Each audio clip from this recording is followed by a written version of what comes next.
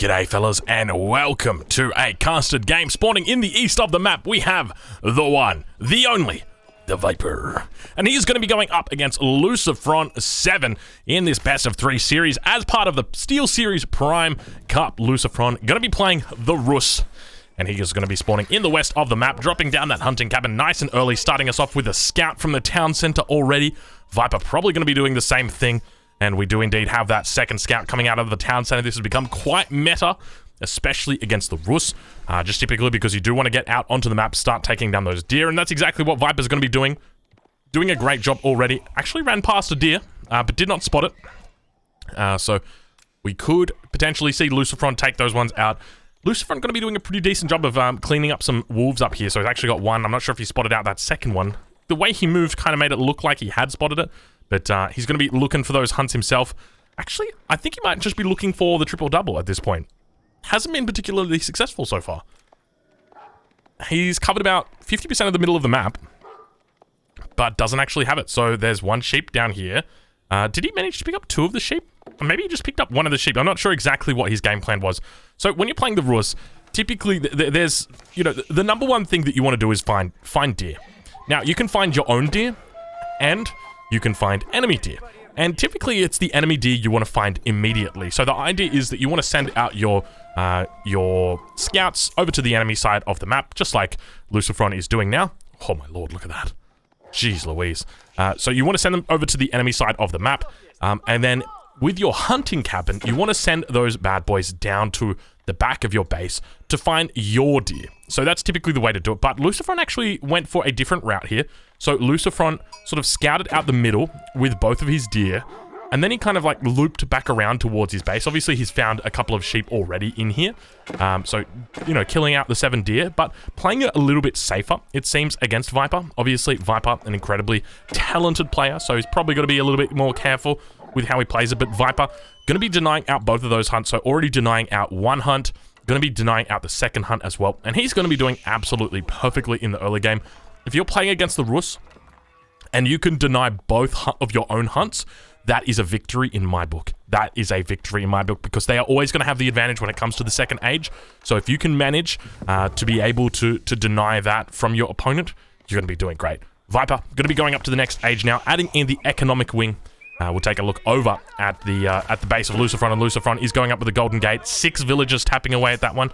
You can see he's got 1 villager on wood and 6 villagers on food. Now, before the game, I was talking a little bit about the way that I view these two players, because as you can see in the top right-hand corner of the screen, Lucifron's currently rank 1 on the ladder. Viper is currently rank 21, but you guys all know Viper is truly rank 1 in my heart.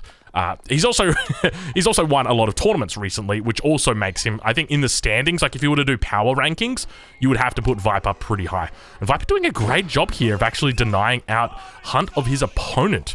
So Lucifron, I wouldn't necessarily say making a mistake, but Viper got to be careful here. Viper trying to do a bit of an animation cancel. He's going to be losing his scout, taking over the scout over towards his enemy as well. So 1-for-1 trade. Overall, that is a big trade for Lucifron. Lucifron very happy with that, but at the same time, Viper, he's not going to be going into professional scouts. So actually, is Viper going to be going into professional scouts? He could.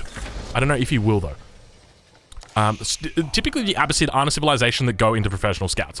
That's why I'm thinking it. So he's done quite a bit of damage by taking that out from Lucifron, but Lucifron going up so quickly, already getting professional scouts in. It's ludicrous how quickly that is. He's up at like 3 minutes 45 and he's already got professional scouts in. He does hit that tier 2 bonus as well, which is all he's after. He only wants to get into that tier 2 bonus. Once he gets into that, he's going to be fine. I mean, tier 3, you know, if you can hit it, wonderful, but you don't have to hit it. It's all just, you know, you don't want to set your sights too high. Otherwise, you're just going to be disappointed every game. Unless you're playing maps like Highview, then, you know, you're not going to be particularly, you're not going to be hitting that threshold all the time. But now we've got Lucifron moving back towards his base. He's already got a couple of sheep following him. Viper hitting the next age. Lucifron also, I think, trained a scout from the town center there. So we've got 1, 2, 3 scouts out for him. He's going to be looking to deny Viper's hunt. We'll take a look from Viper's perspective, see exactly what he's up to. He's got that House of Wisdom, going to be coming through with the fresh foodstuffs. current game time is 5 minutes at the moment, and he is looking towards that second town center. 7 villagers out on stone at the moment. He's got 6 out on his wood line, so he is looking to add that one in well and truly. And fresh foodstuff's going to be synergizing incredibly well with that, because you got to keep in mind he's got cheaper vills. So the more town centers you make, the better synergy that you can get with that. Lucifront doing pretty well behind this. 11 villagers on food, 8 villagers on wood, so he's going to be looking to secure that as best he can. That early age up time, going to continue adding in more scouts off the hunting cabin. And got such an early professional scouts in. This is absolutely insane how fast this professional scouts is coming in. Already coming in with two deer on the back of him right now. So I think, does he already have deer in? This might actually be a deer here. Yeah, he's bringing them around to the back.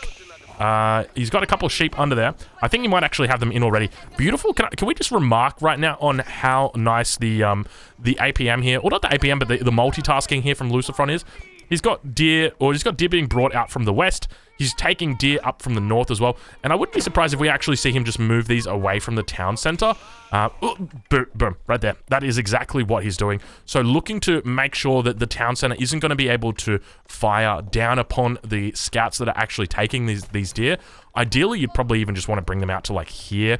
That is absolutely manageable from there. But a really, really smart use of the professional scouts.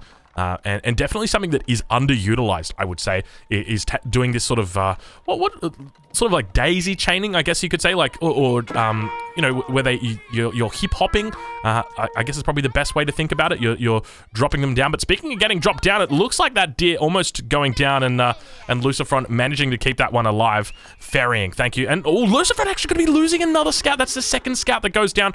Viper doing a good job of just cleaning house with the scouts. And I know there might be a lot of people like, oh, you know, it's only a scout. It's not a big deal. I mean, it's 60 food. And that adds up, right? Like 60 food. If you've got to train an extra scout, it's an extra 60 food. Then subsequently, you know, that is 60 food that you're not spending on something else. Also, if it comes into a battle, that's pretty massive when you think about it. Outpost now going to be going down for Viper. He's actually looking to hold down some of these berries as well as the food that is on the ground from the deer carcass. He might manage to actually secure that one up, but that outpost is going to take some time. And now we've got more ferrying coming in from Lucifront. He says, I spot that outpost coming up. I'm not going to allow you to defend that deer carcass with that outpost. And he continues ferrying it, and at the same time, ferrying his deer back towards his base. Now, actually making a bit of a mistake here. This scout doesn't actually have it, but Lucifront going to be dropping that age up at 744 with just your casual 16 villagers, because why not? And going to be adding in, I'm suspecting archery ranges is what we've seen from players, but there is also a more common barracks build order that's been happening from these players, so we'll have to see exactly what he looks to go for. But beautiful age up time here from Lucifront, so really impressive stuff. It is going to be going for archery ranges, so 1, 2, 3 archery ranges getting dropped down now. Still got some hunts out on the map, but we'll check back in with Viper and see what he is all about over here on this north side of the map. So he's obviously dropped down that second town center, got the outpost out looking to defend. Lucifront now hitting that uptime, 8 minutes 20, not a bad uptime at all. And Viper going to be dropping down a barracks. Not sure exactly what this is about. He's going to be dropping down an archery range as well. And I think that this is a bit of a head scratcher. What are you aiming to achieve with the barracks? You know that your enemy is highly likely to be going horse archer. Viper looking to confirm that right now. So scouting is one of the most important parts of the game. It is really what sets apart the good players from the great players. And Viper's going to be doing exactly that here. So, and keep in mind, behind this, Viper's got a game plan, okay? He knows if his opponent is playing Rus, there's a highly likely chance he's going to be up to the third age faster than him. He's going to be able to secure all the relics on the map. And so what does Viper do to respond to that? How does he manage that, knowing that his opponent will do that? Well, he walls in the relics. So a really smart move here. And you can see just how fast Viper's actually looking to get these walls down as well. He's applying 2 villagers to it. Now, only got walls at the moment on this north side as well as on the east side of his base. And I gotta say, I kind of like this. Lucifront actually going to be spotting this out. He spots the walls. So I would expect that we have the warrior monks actually moving up to the north. So I would have thought it would be moving to this position, but maybe he doesn't like his chances of getting behind here. Obviously doesn't know about this wall up towards the north either. Probably going to have another warrior monk coming out. Indeed he does. Another 2 going to be coming out behind this. He's got the triple horse archer production going to be coming in shortly. That first relic actually only taking the middle relics here. So this is, honestly, I'm going to say this is a win from the Viper. if you can manage to keep your Rus opponent on 3 relics out of 5, that is a win in my book. And the reason why is because the Rus are up to the next age much faster than almost every other civ, with the exception of like the Holy Roman Empire. That's pretty much it. And so if you can deny from them not only 1, but a 2nd relic as well, that's huge. So we'll have to see how the game plays out and whether it actually lasts, because my concern is that at some point during this game, these are only palisade walls. There's going to be a whole bunch of scouts that come up here, and keep in mind that Lucifron does know where this relic is. He's actually spotted out both of the relics, so he can very easily run up with 8, 9, 10 scouts and his warrior monk all sitting behind here, siege through this wall, take this relic, and then, you know, really keep it in the back pocket. And we now see the scouts and the horse archers moving up towards the base of the Viper. Lucifron got to be careful here not to lose any potential units that he's got here. That one going to be going down pretty low, down to 24 health points out of that 110 that it's got in the back pocket. But now we see just how many units are continuing to run out across this map. The whole time we've got the hunting cabin just producing scouts non-stop. The triple production here from the archery rangers. 3rd relic now coming into the Abbey of the Trinity.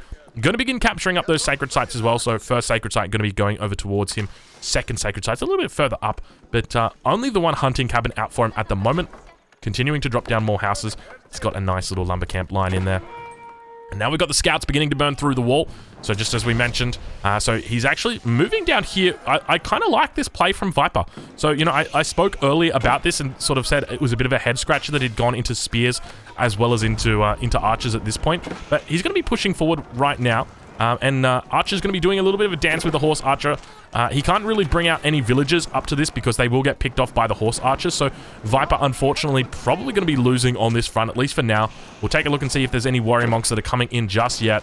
There's the first warrior monk, so that wall does get sieged down. So Lucifron going to be looking to get behind enemy lines and potentially take out this 4th relic on the map. Keep in mind, he does have 3 relics in this Abbey of the Trinity. So the only relics that remain are the relics that are inside the base of the Viper, and he's obviously going to be looking to secure those up. But Warrior Monk actually just going to be ignoring that and just running straight in towards the town center of the Viper. This is the first town center he's got.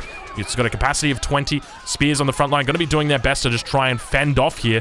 Going to be stabbing and providing that little Saint's blessing, and now looking to dive underneath the town center. That veterancy does come through for the archers of the Viper, and a villager does get picked off on the way out. So Viper going to be trying his best to just sort of rally his enemy units away from the town center. Actually picks off the warrior monk, so an expensive loss right there for Lucifron. And if I'm honest with you guys, a little bit of a misplay.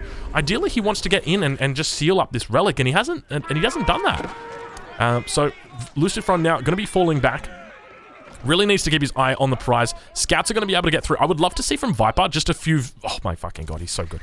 A few sneaky villagers just come out and seal this one up again. Because the scouts, they created a hole. They created an entrance. But he's hoping that they also created an exit. And the truth is, that exit can always be sealed up by these 2 villagers. And he's going to spot that now. And so these scouts are up. Probably not too long for this world. At the same time, Lucifron going to be pushing in towards the front of the Viper's base. It's not looking good for Viper, honestly, at this point. Scores indicate that Lucifron is ahead by quite a significant mile at this point.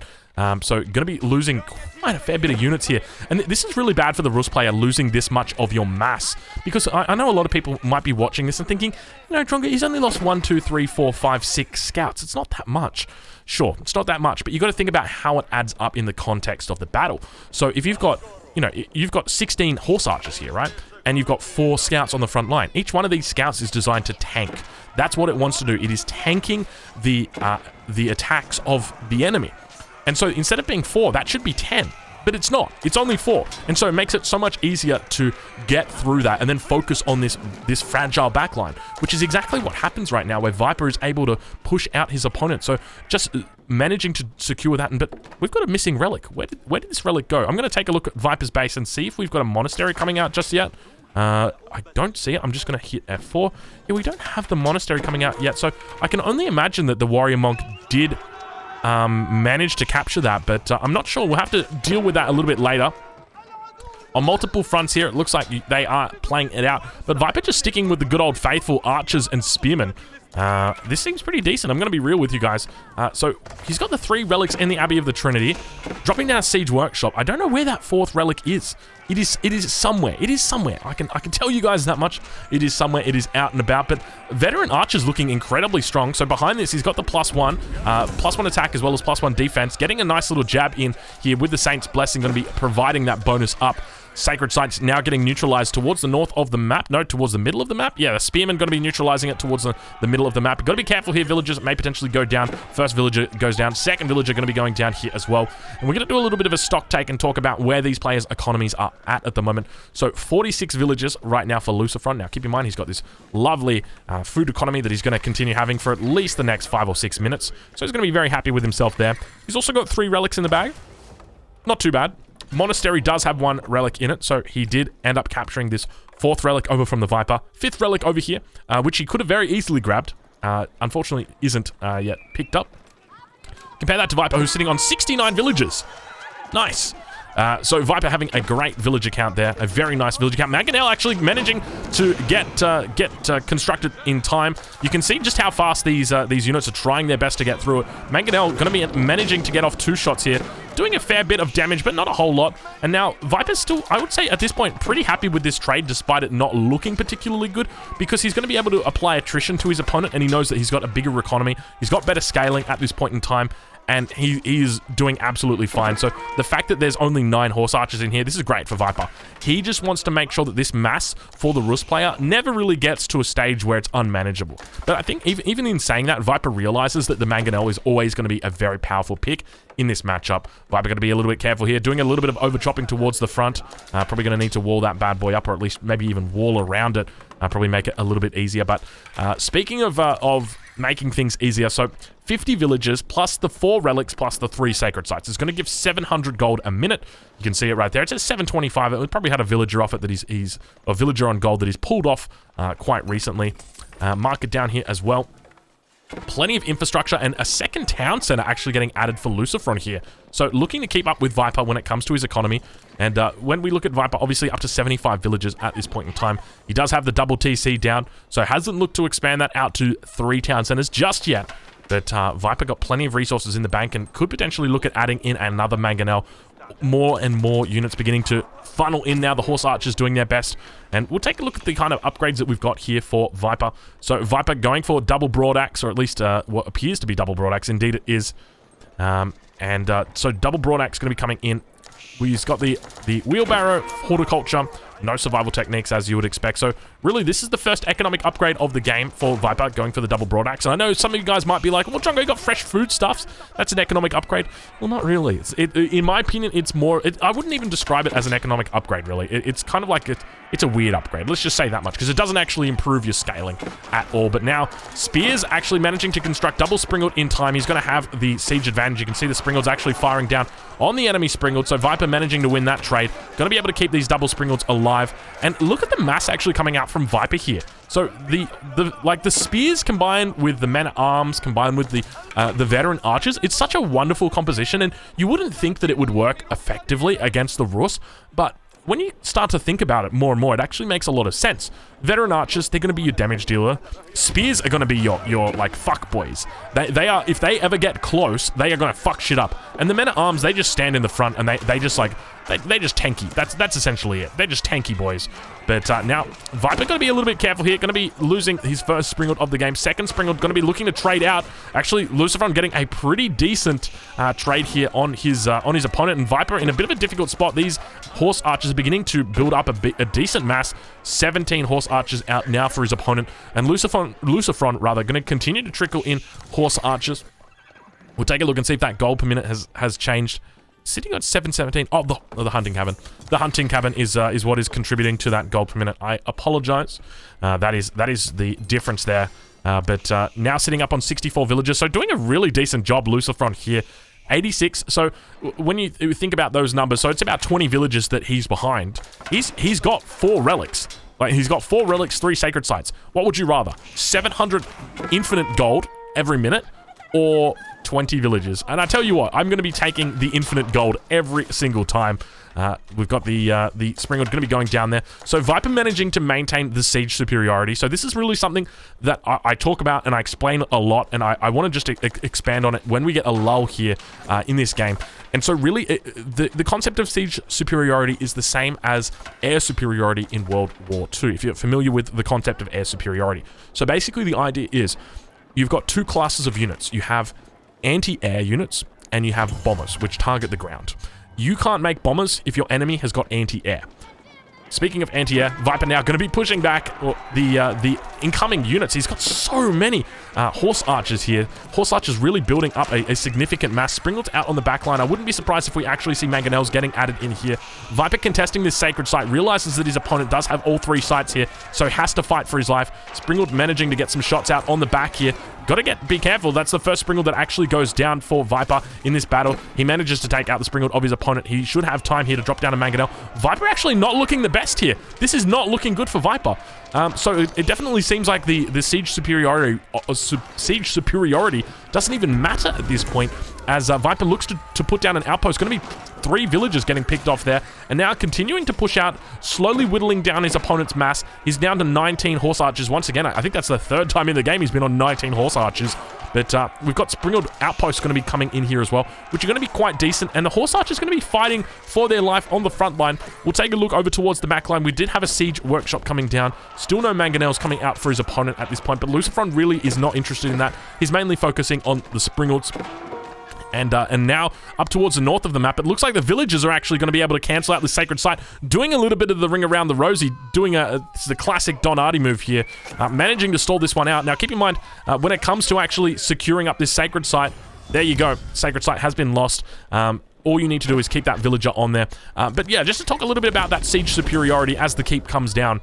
So essentially, Springalds act as your anti-air, your anti-siege units. And if you've got a lot of these out, your enemy, they can't make any other unit other than anti-siege. They can only make Springalds themselves.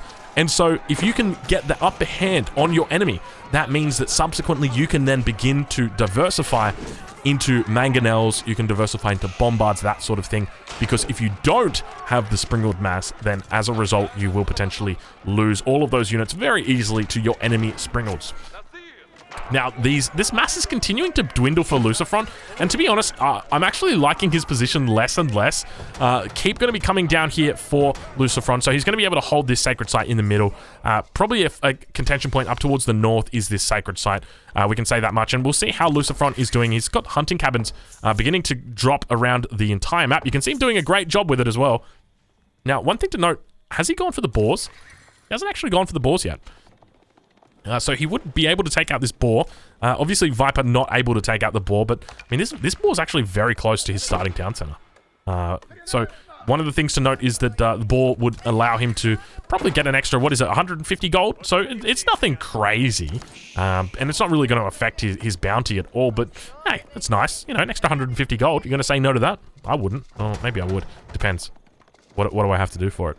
But we'll take a look now at what he's continuing to trickle out. So his mass is built up significantly at this point. He's at 117 population, looking to get towards that Imperial Age, managing to do it now. Going to be clicking up, dropping down that landmark on the front line, going up with the high armory.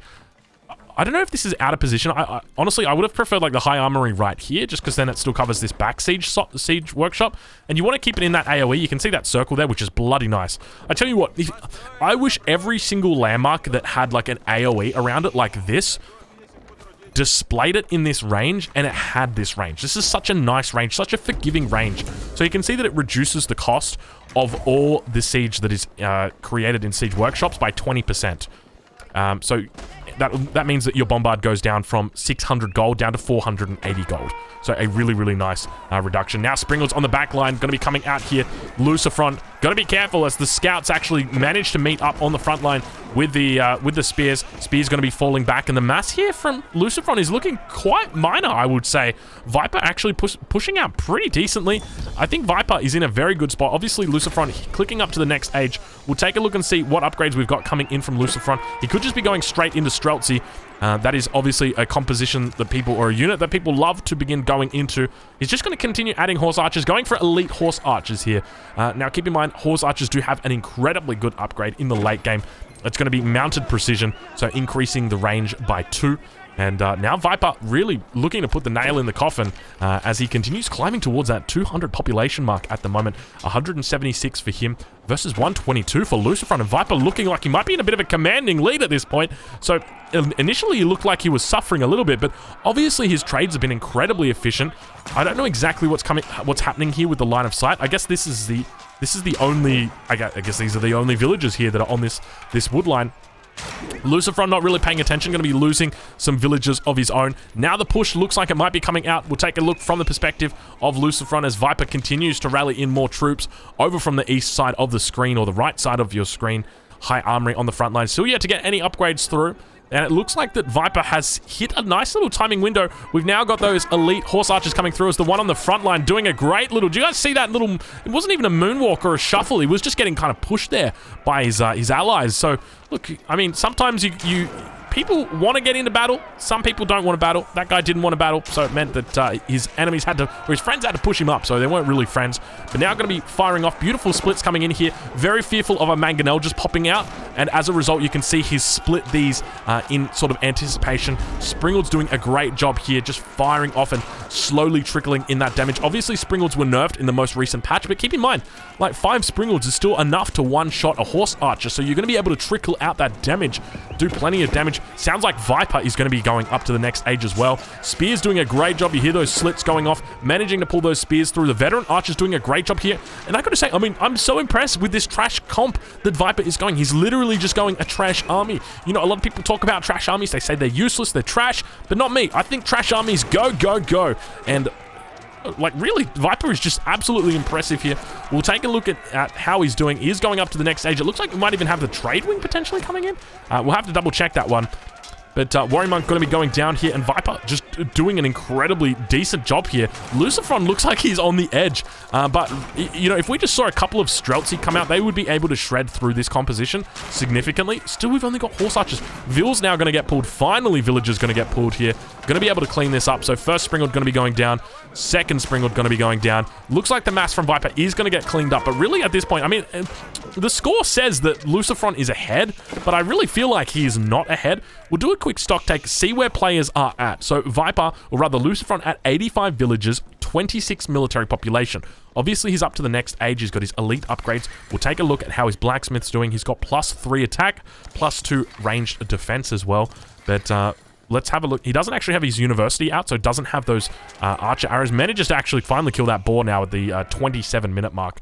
So once again, 87-32, and we'll take a look at Viper. Viper sitting at 114 and 45, so 87 compared to 114, so it's about a 30 villager lead is what we're seeing right now from Viper, so very, very formidable lead right there for Viper. But now towards the middle of the map, that castle is holding steadfast. Viper going to be going up with, let's double check and see exactly what we are going up with. It is the military wing. It's not the trade wing. I was hoping, you know, I saw that the trade post would spawn in the corners. I was thinking, you know, maybe he's dropped a sneaky market down here. But I guess that is just not the case. Up towards the north, it looks like Archer's just going to be coming through, being a little bit annoying here. Viper got plenty of resources in the bank rather. Going to be straight away going into that elite spearman upgrade. And probably going to be doing a bit of market trading. We do see the food going down there. I would expect he's going to be picking up the... oh, he could be going into composite bows. Oh my god, could you imagine it? Oh, he's going into composite bows. Viper's Abbasid dynasty is legit, dude. You know, I'll be honest with you guys. I've been posting a fair bit of Abbasid content to the channel lately on YouTube, and every single video, it's a loss. And it feels so bad watching an Abbasid game all the way through to the end. It's another loss. It's another loss. Like, I know there's a lot of Abbasid fans out there, but to watch Viper get his hands on the Abbasid, I gotta be honest, it plays a lot like the Chinese do. Like, he's just sort of playing it to the late game. He's playing to the strengths of the civilization, and the strengths really are technologies like composite bows. Reduces the reload time, dude, by 25%. You got other big techs in here as well. Like, obviously, we've already talked about Phalanx. Let's take a look and see if he's got his university up just yet. Doesn't look like it. Going to be going for +3 attack, and like I am looking forward to the veteran Viper bows. Like, I don't even know what you'd call them. The comp bows from Viper. It's going to be ludicrous. I'm looking forward to it. Let's take a look now. Now, one of the things to note is Lucifron isn't really mixing up the thought process when it comes to his composition. He's, at the moment, got elite horse archers and scouts. And now, these guys work really well together. You can see he's got Boyer's Fortitude in there. 17 attack on these guys, so it does look like he has got the full +3. Ram's going to be coming in as well, but no Streltsy, no Springalds, and now we're going to take a look in the cinematic mode so you guys can enjoy this. We've got Viper's composite bows firing off. I don't think he's got the technology through just yet. They don't seem to be firing that much faster. Spear's doing a great job of just cleaning these up. Keep in mind, he does have elite spears and doing a really decent job of just forcing his enemy back. I gotta say, it looks like it's taken time, but people have worked out the counter to the Rust composition. We used to think that it was an unstoppable comp, but it really doesn't seem that way anymore. This composition is slowly and steadily getting whittled down. Viper doing a great job moving forward. He needs to just focus on the backline. That's exactly what he's doing. Now you see that composite bow coming out. Look how fast he's going to be firing off with those archers. They are doing absolute work right there. Viper looking incredible right now, heading into the 30th minute of this game. Viper is looking steadfast. He's looking incredible. The Abbasid dynasty now pushing underneath the town center. Of course, for anybody unfamiliar with the most recent changes to Rams, they are now a lot easier to make in the late game. So if you're interested in heading to the Ram Ranch, you can do that. Oh gosh, I shouldn't have said that. This is a PG video. Mangonel. Not going to be able to come out minimum firing distance, unfortunately. So a little bit of an unfortunate timing. Second Mangonel going to be coming out here. Could get a pretty decent shot out. We'll take a look and see how much damage it goes down. Not a lot. Looks like maybe one village or one unit going to be going down to about 1/5 HP. So not a particularly good volley there, unfortunately, for his opponent. And now you see him pushing forward. He's got a couple of elite spears out on the front line. First one does go down. Second one does go down. And just going to be trying to tee it off with a couple of elite archers on the back line. We see the next elite upgrade going to be coming through. He's going for veteran or elite crossbows here as well. Mangonel still managing to stay alive. He probably needs to pull villagers to heal this one up. We'll take a look at Lucifron. Lucifron sitting on 76 villagers at the moment. Viper sitting on 122. So the lead has really begun to build. About 50 villagers difference between these two players. Second Mangonel going to be going down. First Mangonel still remains. It's only got a little bit of health on it at this point in time, and that torch probably going to be able to take it down. Indeed it does. And now that keep going to be going down as well. So it looks like Lucifron was trying to hold on with that keep. Not going to have a whole lot of luck with it, but we'll take a look over towards the production side of Viper's base. 7 barracks, 7 archery ranges. Have a look at this absolute beauty right here. From the very beginning of the base, I said to you guys, it was a little bit of a head scratcher that he was opening up with the barracks going into the horse archer composition. Well, now, 30 minutes later into the match, he continues to produce units out of it. He's got great value out of it, and it's no longer a head scratcher. It makes a lot of sense for him to do this, and I gotta say, Viper is looking incredible in this game against Lucifron as part of the Steel Series Prime Cup. Viper continuing to come in towards the production of his opponent here, looking really, really strong. Horse archers trying their best to hold on here. Obviously, he's got the relics trickling in the gold. He's sitting on 3k wood at the moment, but unfortunately, Rams are not what he wants to be making at this point of time with all that wood. He needs defenses. He needs something in here, and it looks like he's going to be tapping out. Good game going over to the Viper, proving to be an incredibly competent player and showing us the first victory for the Abbasid, I think, on the channel. If you've enjoyed this cast, make sure you check out the Viper. I'll leave a link in the description, and thank you guys so much for watching. I'll catch you in the next one.